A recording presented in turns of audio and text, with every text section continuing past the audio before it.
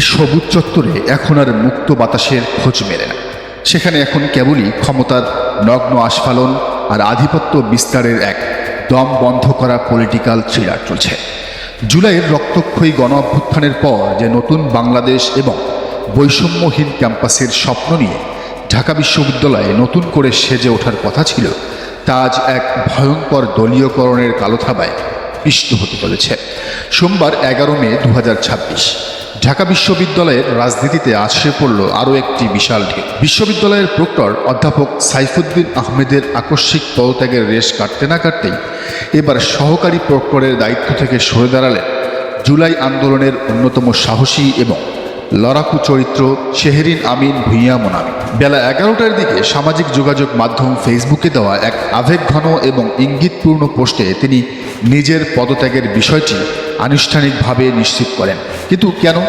যে শিক্ষিকা জুলাইয়ের সেই অগ্নিঝরা দিনগুলোতে নিজের জীবনের মায়া ত্যাগ করে পুলিশের হাত থেকে এক ছাত্রকে ছিনিয়ে এনে পুরো দেশের চোখে বীরের মর্যাদা পেয়েছিলেন, তাকে কেন আজ অভিমান নিয়ে কিংবা কোনো এক অদৃশ্য চাপে পদত্যাগ করতে হলো?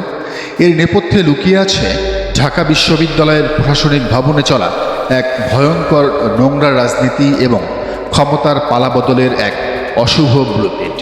ফেসবুক পোস্টে শেহরিন আমিন মোনামি পদত্যাগের কোনো সুনির্দিষ্ট কারণ উল্লেখ করেননি। তিনি অত্যন্ত মার্জিত ভাষায় তার বিদায় বার্তাটি লিখেছেন। কিন্তু রাজনীতি বিশ্লেষক এবং বিশ্ববিদ্যালয়ের অন্দরমহলের খবর যারা রাখেন, তারা খুব ভালো করেই জানেন এই পদত্যাগের পেছনের আসল সমীকরণটি কি। এটা হলো সাধারণ একটি বই আর এটা ডিজিটাল বই। এই বই লেখা পড়ে শোনাতে পারে। খুব ভালো করেই জানেন এই পদত্যাগের পেছনের আসল সমীকরণটি কি। মোনামি মূলত বলির পাঠা হয়েছেন তার নিজস্ব আদর্শ, মেরুদণ্ড এবং রাজনৈতিক সততার কারণে। সূত্র এবং বিশ্লেষকদের মতে মোনামির এই বিদায়ের পেছনে মূলত দুটি অত্যন্ত স্পর্শকাতর রাজনৈতিক কারণ রয়েছে। প্রথমত, ছাত্রদল এবং বিএনপির আধিপত্যবাদের বিরুদ্ধে তার আপোষহীন অবস্থান। ঢাকা বিশ্ববিদ্যালয় ক্যাম্পাসে নিজেদের একক আধিপত্য কায়েম করতে মরিয়া হয়ে উঠেছে জাতীয়তাবাদী ছাত্রদল।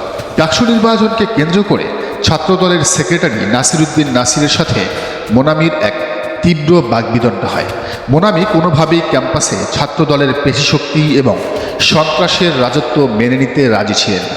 তিনি বিভিন্ন সময়ে প্রকাশ্যে বিএনপি ও ছাত্রদলের সন্ত্রাসের বিরুদ্ধে ব্যাপক ভোকাল বা সোচ্চার ছিলেন। আর ঠিক এই বিষয়টি কাল হয়ে দাঁড়ায় তার জন্য। ছাত্রদলের শীর্ষ নেতৃত্ব এবং তাদের মদতপুষ্ট শিক্ষকরা মোনামিকে তাদের পথের সবচেয়ে বড় কাঁটা হিসাবে চিহ্নিত করেন।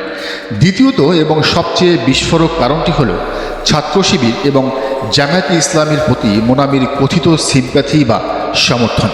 জুলাই আন্দোলনের পর যখন ডাকসুর এজিএস মহিউদ্দিনকে নিয়ে ক্যাম্পাসে ব্যাপক আলোচনা সমালোচনা চলছিল এবং তখন তিনি শিবিরের সাংগঠনিক সম্পাদক হিসেবে আত্মপ্রকাশ করলেন, তখন মোনামি অত্যন্ত সাহসিকতার সাথে একটি মন্তব্য করেছিলেন যা পুরো ক্যাম্পাসে আগুন জ্বালিয়ে দিয়েছিল।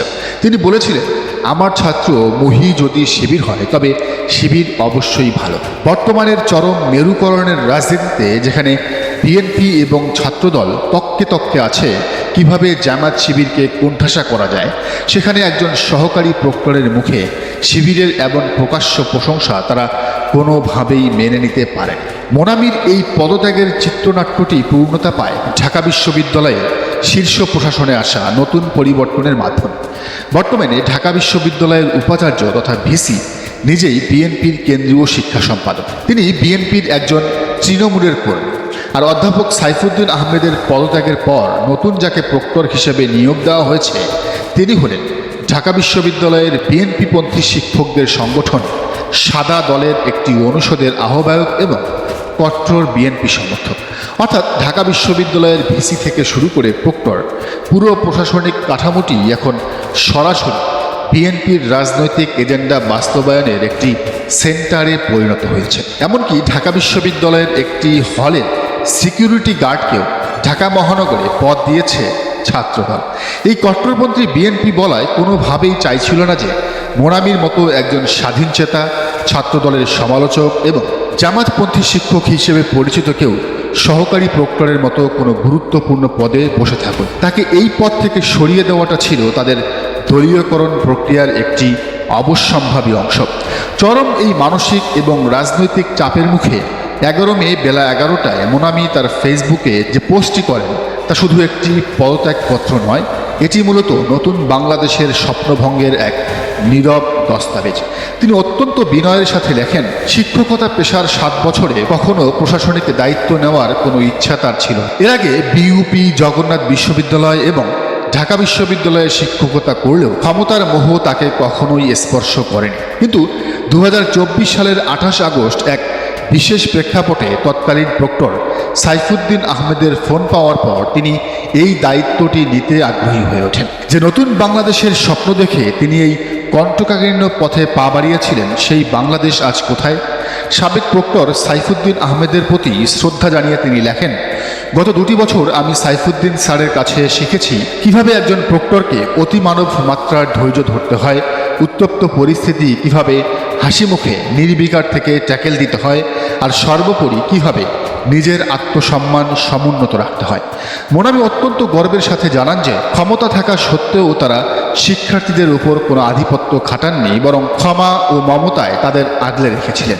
শেহরিন আমিন ভূঁইয়া মোনামির এই পদত্যাগ কোনো বিচ্ছিন্ন ঘটনা নয়, এটি হলো গোটা বাংলাদেশে চলতে থাকা এক ভয়ঙ্কর এবং নগ্ন দলীয়করণের একটি ক্ষুদ্র প্রতিচ্ছবি মাত্র।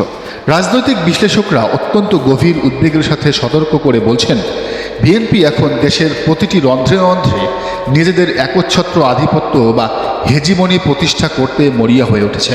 শিক্ষা প্রতিষ্ঠান থেকে শুরু করে মিডিয়া, প্রশাসন, পুলিশ, সবখানেই চলছে বেপরোয়া দখলদারিত্ব। যারা বিএনপির হ্যাঁতে হ্যাঁ মেলাবে না, যারা ছাত্রদলের সন্ত্রাসের প্রতিবাদ করবে, কিংবা যারা অন্য কোনো রাজনৈতিক মতাদর্শের প্রতি সামান্যতম সহানুভূতি দেখাবে, তাদেরকেই সিস্টেম থেকে অত্যন্ত নির্মমভাবে বের করে দেওয়া হচ্ছে।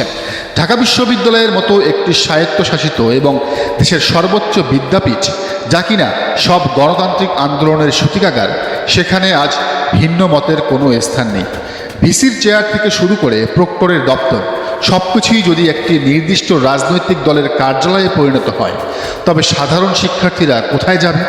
মোনামি জুলাই আন্দোলনে পুলিশের বুলেট আর লাঠির সামনে দাঁড়িয়ে ছাত্রদের জীবন বাঁচিয়েছিলেন।